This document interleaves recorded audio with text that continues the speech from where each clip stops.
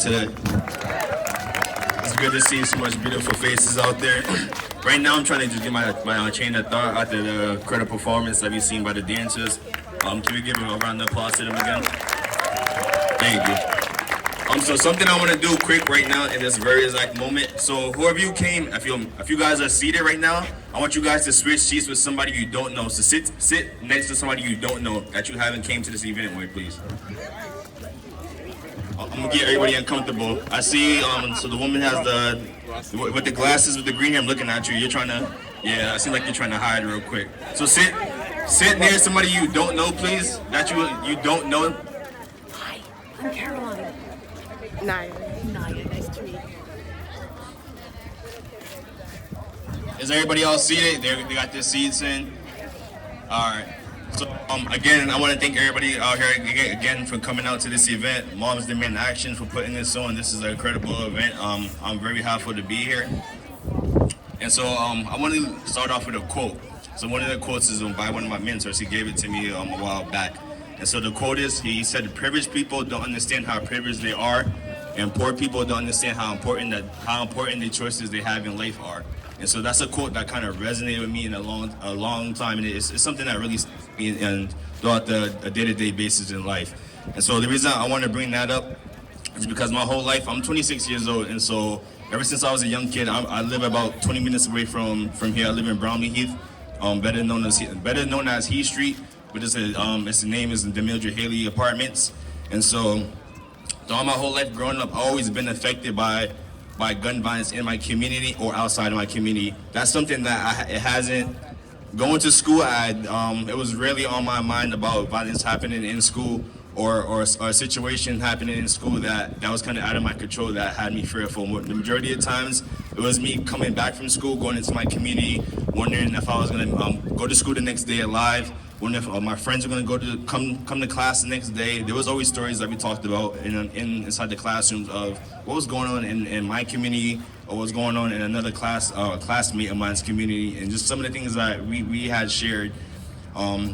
And kind of keep each other balanced and not kind of go through this draining depression, mental fatigue that a lot of us face when we're living in these communities.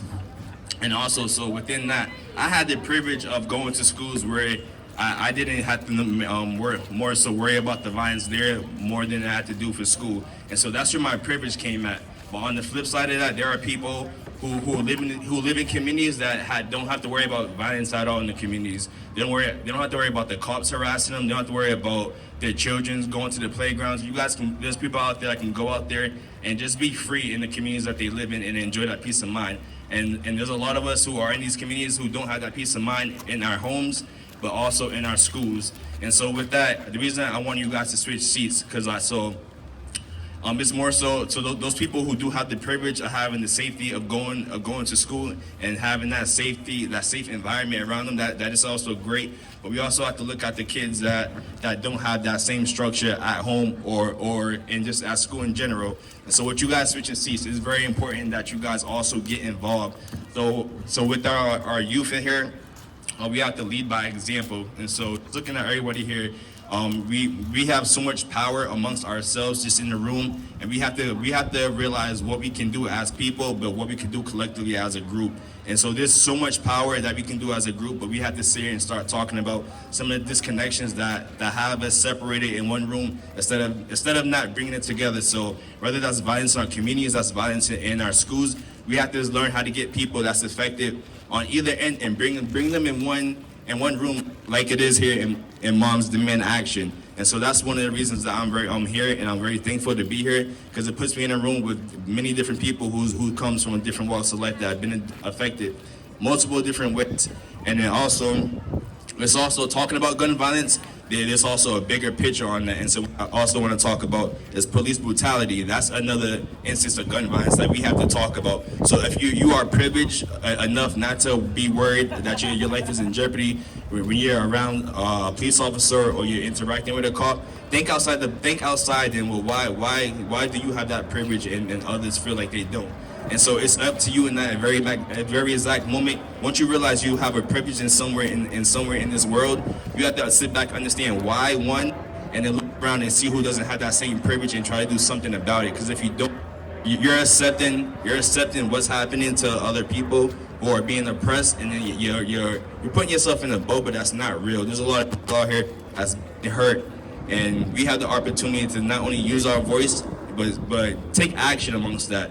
And so with Mom Demand Action, that's something that really resonated with me, where it's action. It's not just words, it's action. So we could do all the praying, all the walking in the world, but at the end of the day, action has to come out of events like that. And so I believe every other, I'm sorry.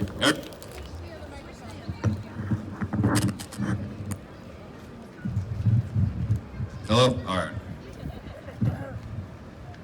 Sorry, I'm a little tall for this one. So I just want to leave you guys with this. Every day that you guys wake up, take an action step. Don't take a step that's just about talking. Take an action step. Put forth action. A lot of us, this world is gonna eventually go down to our grandkids, our siblings, our youth. And so how we treat the youth, that's how they're gonna treat the world. And that's something I truly believe in. The youth are everything, and so it starts now. The action starts now. It doesn't start 20 years later. If you have an idea, something in your mind that you feel like you could put it out there, and the world can reciprocate it in a good way, put it out there. Don't wait for the next person to put your idea out there, because the idea might not come in the next 20 years. It might not come in your lifetime. But start planting the seed early so that the youth can reap the benefit of all. Just appreciate everybody for coming out here. I also do have pamphlets for Max Souls if anyone's interested in donating footwear, clothing. And I'm just really thankful to be out here with you all, and love, peace and love. I'm sorry, I have one more thing to say. I feel that's really important to me. So these 17 pairs of footwear, basically they represent as Miss Ayanna Presley said, these represent the lives that weren't lost but robbed, and let alone in the city of Boston. And so two pairs of those footwear, there was 2 victims in my neighborhood in May 5th that were gunned down. In my neighborhood, there was a double homicide in my neighborhood. And so one of the pair of footwear, as you see, there was a flag where Salem State University. And so I just want to give you guys his name. His name is Chris Joyce. He was a 23-year-old that was set to graduate the following week before he was killed. And so I definitely want to just hold this up and just a remembrance of him, of his family, of the people we lost in the schools, and also in our communities. But these are our people. No one's born evil. Nobody is born evil. We all have a good heart, and we have a conscience, and that we have to start getting back to those things. And that's the thing that really counts. Thank you.